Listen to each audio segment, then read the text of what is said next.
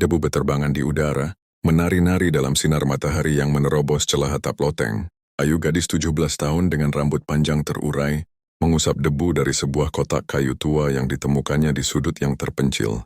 Kotak itu tampak usang. Kayunya menghitam karena usia, dimakan rayap di beberapa bagian. Ukiran-ukiran aneh, seperti simbol-simbol kuno yang tak dikenalnya, menghiasi permukaannya. Jari-jari Ayu gemetar saat menyentuhnya, bulu kuduknya berdiri. Bau anyir yang samar tercium dari dalam kotak itu, menambah rasa takut yang mulai menggelitik hatinya. Rumah neneknya di Magelang, yang selalu terasa nyaman, tiba-tiba terasa dingin dan mencekam. Loteng yang luas dan gelap itu seakan menyimpan rahasia kelam yang terkubur selama bertahun-tahun.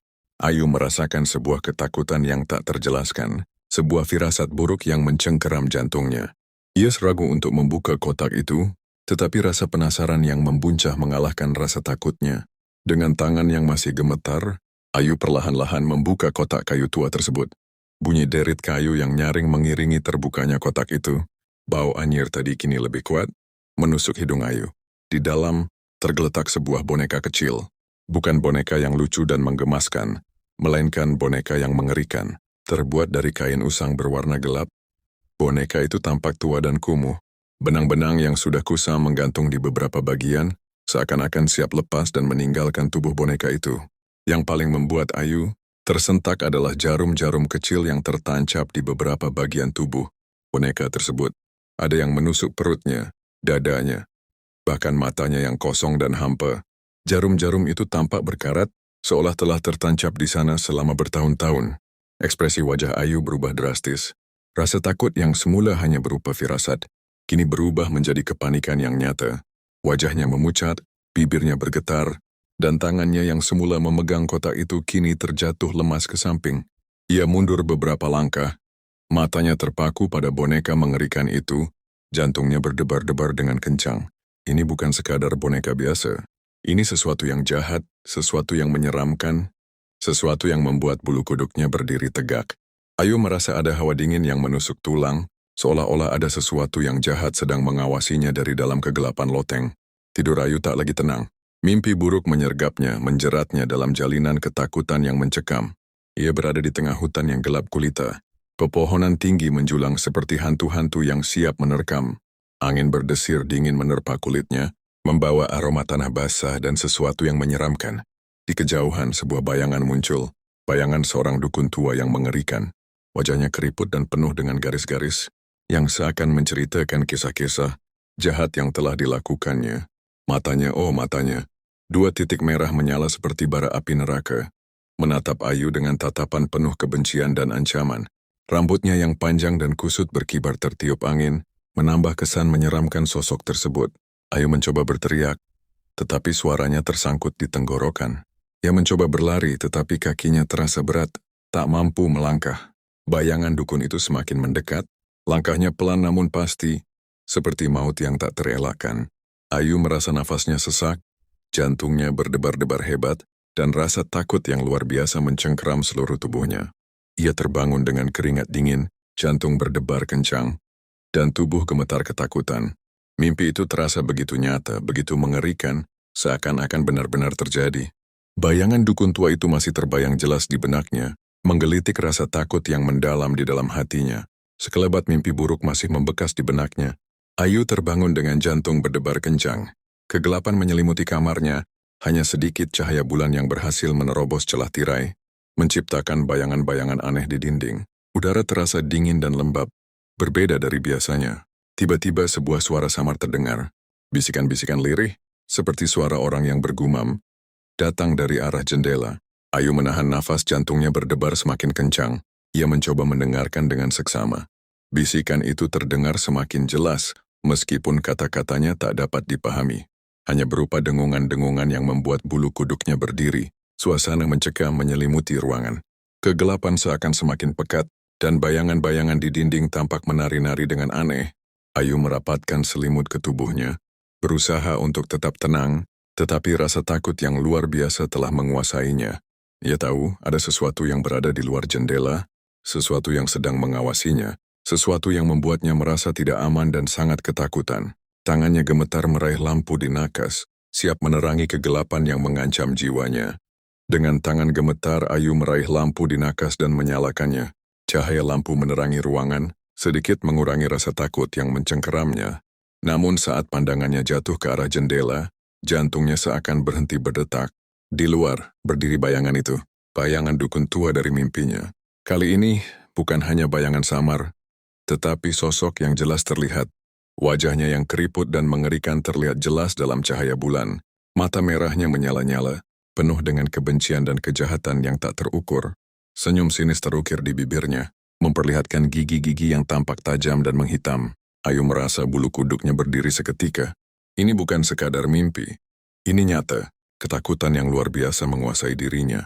Ia merasakan hawa dingin yang menusuk tulang, dan tubuhnya gemetar hebat. Sebelum sempat berpikir panjang, teriakan histeris keluar dari mulutnya. Suara jeritannya memecah kesunyian malam, menggema di dalam rumah tua neneknya yang sunyi. Jeritan yang penuh kepanikan dan rasa takut yang tak tertahankan. Bayangan dukun itu hanya tersenyum sinis, menatap Ayu dengan tatapan yang penuh ancaman. Jeritan Ayu memecah kesunyian malam. Ia berlari sekencang-kencang yang ia mampu, meninggalkan kamarnya dan berlari, menyusuri lorong-lorong gelap dan sempit. Di dalam rumah tua neneknya, bayangan dukun tua itu mengejarnya. Langkahnya pelan namun pasti, seperti maut yang tak terelakkan. Cahaya lampu kamarnya yang tertinggal di belakangnya hanya mampu menerangi sebagian kecil lorong, sisanya terbenam dalam kegelapan yang mencekam. Dinding-dinding tua dan usang seakan-akan berbisik, menambah rasa takut yang sudah menguasai Ayu. Ekspresinya penuh kepanikan, matahari Ayu membulat, napasnya tersengal-sengal, keringat dingin membasahi dahinya. Ia berlari tanpa tujuan, hanya didorong oleh naluri untuk menyelamatkan diri dari sosok mengerikan yang mengejarnya. Setiap langkahnya terasa berat, kakinya seakan-akan terbebani oleh rasa takut yang luar biasa. Bayangan dukun itu semakin mendekat, suaranya yang lirih namun menyeramkan terdengar semakin jelas di telinganya. Ayu berasa putus, ia tak tahu kemana lagi harus berlari, tak tahu bagaimana cara untuk lolos dari cengkeraman maut yang semakin dekat. Lorong gelap dan sempit itu seakan-akan tak berujung, menjebaknya dalam lingkaran ketakutan yang tak berkesudahan. Dalam pelariannya yang panik, Ayu tersandung batu yang tersembunyi dalam kegelapan. Tubuhnya terjatuh dengan keras ke lantai kayu yang dingin.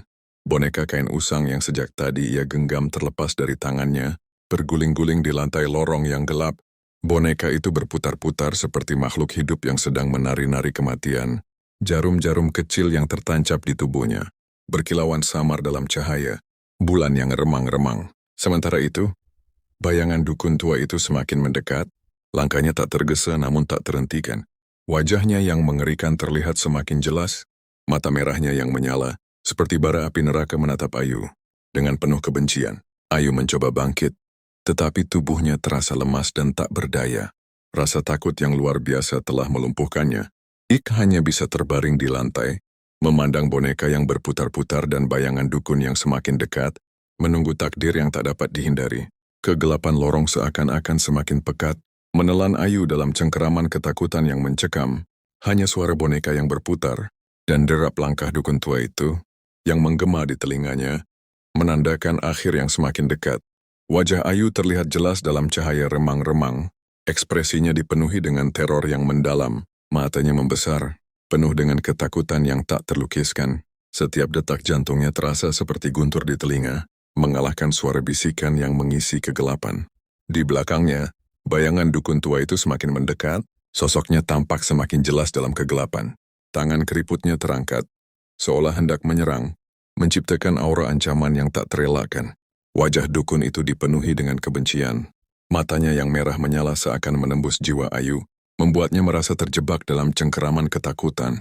Lorong gelap di belakangnya seakan menelan semua cahaya, menciptakan suasana mencekam yang membuat Ayu merasa terasing dan sendirian. Ia ingin berteriak tetapi suaranya tercekik di tenggorokan.